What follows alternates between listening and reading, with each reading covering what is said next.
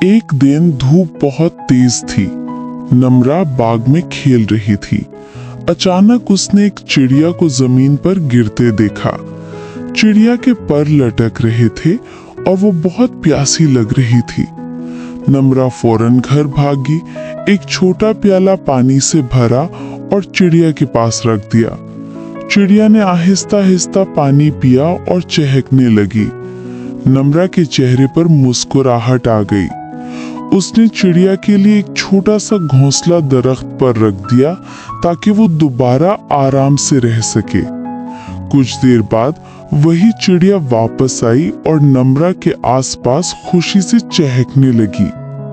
नम्रा ने आसमान की तरफ देखा और दिल में सोचा, किसी की मदद करना सबसे खूबसूरत खुशी है। रहमदिली और मदद करने से दिल को सुकून मिलता है।